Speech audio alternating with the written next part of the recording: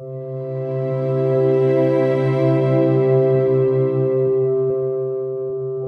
know, Britain built more piers than anywhere else. In fact, apart from America, it was Britain really is the only country that built piers in sufficient numbers. So they are a real great part of our seaside Victorian heritage. As piers developed over the years into sort of big entertainment centres, Hastings reflects that.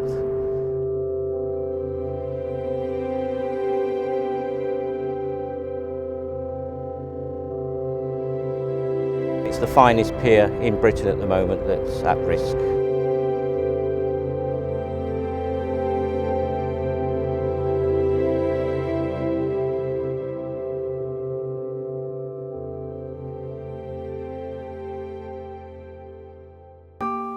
Every single image of Hastings that you see, that's a marketing image of Hastings, has pier in it.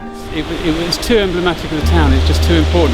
And it's not just that on its own, it's the potential of what the pier could be. A pier is designed to be an extraordinarily exciting thing anyway, in the first place, which continuously has to reinvent itself, and that's basically what we do. We have to reinvent the excitement of a pier for the 21st century.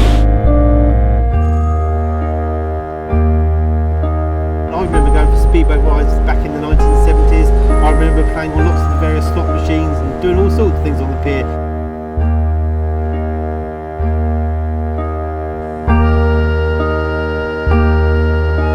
We are the most deprived town in southern England. We're the second most deprived seaside resort in the whole country. The second in the whole country.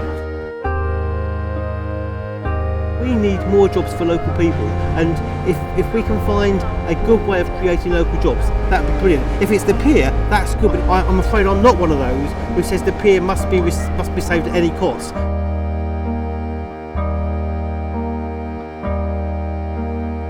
I know that some people would say you're better off demolishing it than leaving it to rot, and to some extent I agree with that, but it's going to cost £4 million to demolish it, so let's not spend £4 million demolishing it. Our plan is based upon us setting up our own steel fabrication unit, so we're actually going to be repairing the whole pier over a long period of time. Now, the advantage of that is that it doesn't require a great deal of money to set up. We're talking about, in the end, what we were originally going for is a sum between £2 to £4 million. Enough money for us to set up some commercial and retail units on the front, which will provide an income stream for the steel fabrication unit, which has the other advantage, it provides local employment and training and builds up a knowledge about the underside of the pier. We know the risks very well. We understand the risks of this pier, but we also understand that you can't walk away. You know, if we could walk away from it, we would have walked away. That's why we think it needs a community trust to own it for the long term, where they won't be distributing profit to shareholders, they'll be putting it back into the pier itself. It was either do something or go home. Yeah. So we did something. This is what this lovely shop is all about. A place where people can find us until the pier's ready, and then we will go onto the pier. I used to go to the pier a lot and go play bingo, go on the arcade machines, have a drink there. It was a nice place to socialise with people. And all of this, you could sit underneath there and listen to the band, even if it was pouring hard, you know. It was great. There were some good cafes on there, wasn't there? Yeah. Yes, it is a shame, and it looks bad at the moment. It needs some money.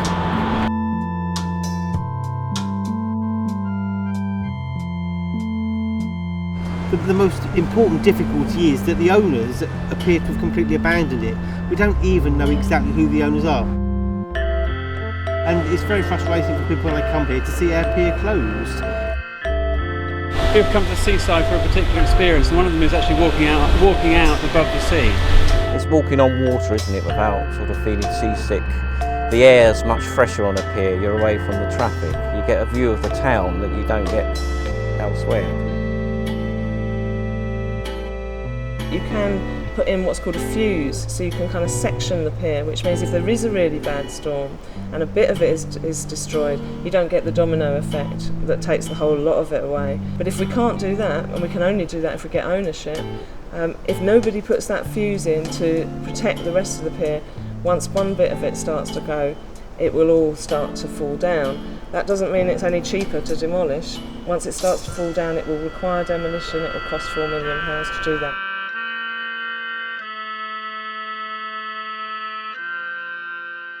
Some people, they think it's too big and it can't be done, which is their opinion.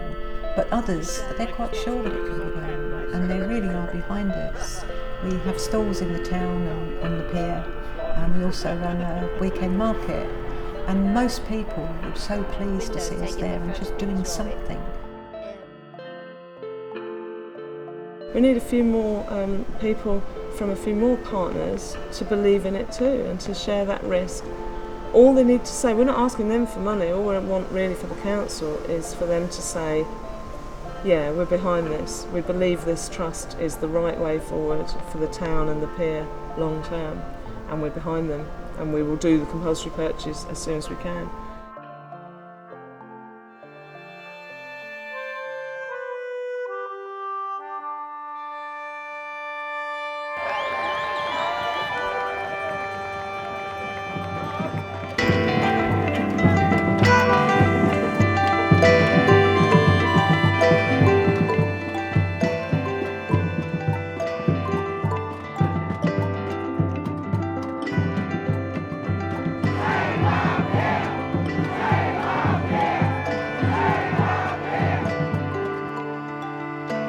I would say this pier is what I think of as totemic. It's an asset, like a totem for the community. It's an asset that brings the community together.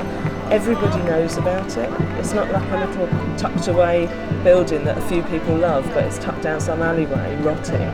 This is a beautiful, massive piece of heritage ironwork out in the middle of the sea in our town, and it's a thing that could bring us all together.